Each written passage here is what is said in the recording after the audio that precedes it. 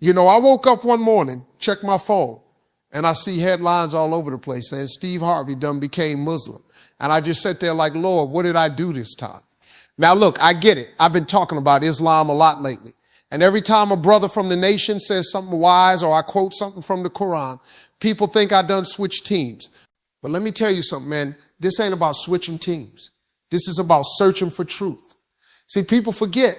I've been on this spiritual journey for years. I've had money. I've had fame. I've been on the top of the mountain and in the bottom of the valley. And let me tell you, when you hit that valley, you start looking for something real. I remember one time I was sitting alone after a show and this young Muslim brother came up to me. He said, Mr. Harvey, can I pray for you? And I said, well, go on ahead, son. He lifted his hands, whispered a dua, and I didn't understand a word he said. But when he finished, I felt peace, real peace, like the kind that don't come from applause or money. And that's when I realized faith don't need a name tag. Truth don't care what label you wear. Now, don't get me wrong. I'm a man who loves Jesus, always have. But I've learned enough to know that Muslims love him too.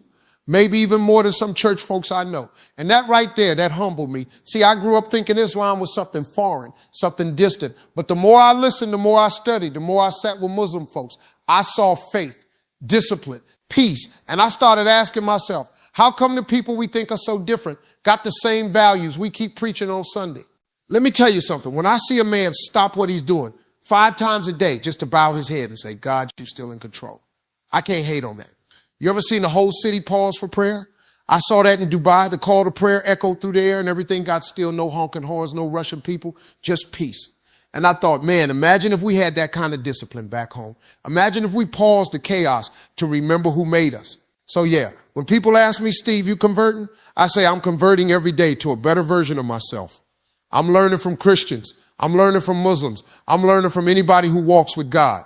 That don't make me confused. That make me awake. I had a pastor friend call me, all serious. Steve, they say you done gone Muslim, man. What's happening? I told, brother, if you actually sat down and talked with a Muslim, you'd realize they pray more than we gossip. And we both cracked up because truth is we spend too much time defending our religions and not enough time living them.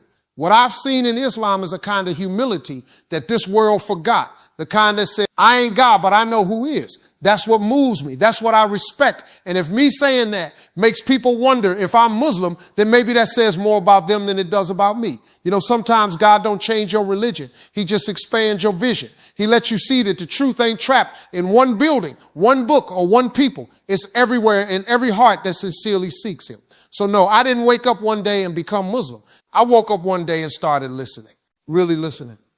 And maybe for the first time in my life, I started hearing God through different accents. And you know what? He sounds beautiful in every language. I ain't out here trying to start no new religion. I'm just a man who realized that when someone bows their head to the same God you pray to, maybe you ain't enemies after all. You know, I've been in show business for a long time. I done seen bright lights, big crowds, money that'll make your head spin. But let me tell you something, man. All that glitters don't mean peace. You can be the loudest person in the room and still hear that quiet voice in your chest saying, something's missing. And that's exactly what happened to me. Now, I always been a man of faith. Ain't never been shy about that. But faith, it grows. And sometimes it grows in places you ain't expected. See, I started talking with some Muslim brothers.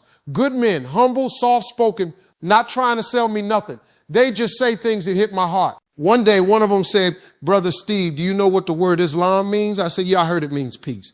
He smiled, said, close. It means submission. But through that submission comes peace. And boy, that sat with me because all my life I've been fighting for control of my career, control of my image, control of what people say about me. But control is an illusion. And the more I fought, the more I realized peace ain't in control. It's in surrender. Now, don't get me wrong. I ain't talking about giving up. I'm talking about letting God be God. That's the kind of surrender Islam talks about. And that hit me deep. I remember sitting on my porch one evening, sun going down, sky looking like a watercolor painting. And I started thinking about all the stuff I done chased. Fame, respect, validation, all of it. And I realized I've been chasing what Muslims call dunya, the world, the temporary stuff, the stuff that fades faster than your phone battery. But then I looked at my wife. I thought about my grandkids and I said, if I died tonight, what would I really take with me? Not a car, not a trophy, not a check. Just my deeds, just what I did for other people. That's it. And you know what's wild? That's the same thing the Quran says. Now listen, I didn't have to read Arabic to get the message. It was like God was talking in plain English. Steve, what you do for others that's what you keep. And man, that shook me because I realized all this time I've been telling jokes to make folks laugh, but maybe God was using those laughs to heal somebody, to give them 5 minutes of relief in a hard day. That's service. That's worship. And that's what faith is supposed to do. But let me tell you where it got real. I was in South Africa a few years back. I'm sitting in the hotel lobby early one morning, and I see this young Muslim man, maybe in his 20s. He lays out a small mat on the floor right there in the corner. Didn't care who was watching. He faced a certain direction and started praying. Now, I've been around a lot of folks in my life, but I ain't never seen peace like that.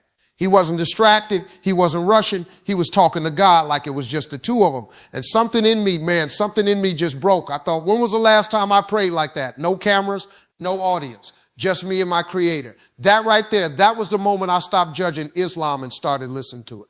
People think Islam is about rules. Nah, it's about reminders.